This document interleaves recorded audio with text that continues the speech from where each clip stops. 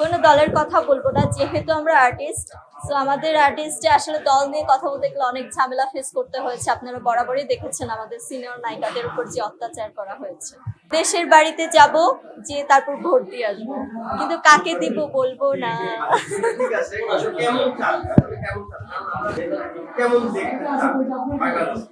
উম, সুষ্ঠু সুন্দরভাবে যেন ভোট কেন্দ্রে আমরা যেতে পারি এবং নিজের মন মতো যেন ভোট দিতে পারি, যেন জোরাজুরি করতে না হয়, না এই যে ধানের শীষে বা নৌকায় ভোট দিতেই হবে। আমি আমার মতো করে ভোট দিব, এটাই। আমি যে দলকে পছন্দ করি, কোনো দলের কথা বলবো না, যেহেতু আমরা আর্টিস্ট। তো আমাদের আর্টিস্টে আসলে দল নিয়ে কথা বলতে গেলে অনেক ঝামেলা ফেস করতে হয়েছে। আপনারা বরাবরই দেখেছেন আমাদের সিনিয়র নায়িকাদের উপর যে অত্যাচার করা হয়েছে, নায়িকাদের উপর। সো আমি চাই না যে এরকম কোনো কিছু আমার সাথে হোক। আমি যে দল পছন্দ করি সেটা আমার ভেতরে ভেতরে থাকুক, আমি যে ভোট দিয়ে আসবো। আমার কাছে মনে হয় না, একটা সময় খুব ফিল ছিল যে আমি রাজনীতিবিদ, ছোটবেলা থেকেই ভাবতাম।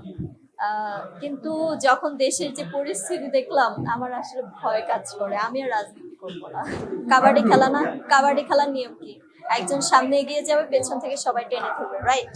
সো আমরা বাঙালি এরকম, আমাদের আমাদের বাঙালিদের ক্যারেক্টারটাই এরকম, কাবাডি খেলার মতো। ঠিক আছে? সো আসলে কেউ যে এগিয়ে যাবে, কেউ যে সাকসেস হবে, তার পেছনে আসলে সাপোর্ট না দিয়ে আমরা আসলে টেনে ধরি।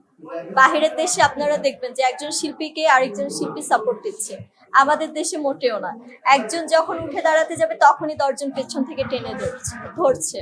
সো এই নিয়ে আর কোনো কিছু বলার নেই। এটা চেঞ্জ হওয়া দরকার, কারণ আমরাই যদি নিজের মানুষদের সাপোর্ট না দিই, বাহিরের দেশের মানুষ আমাদের সাপোর্ট দিবে না।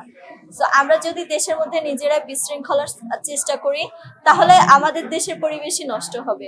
সো আমি মনে করি যে নিজেদের পরিবর্তন হতে হবে। আমরা যে সরকারের উপর ডিপেন্ড করব, সরকার পরিবর্তন করবে, হ্যান করবে, ত্যান করবে, ভালো লাগবে তো ভালো লাগবে না, এটা করলে হবে না। আসলে আমাদের জনগণেরই আপনার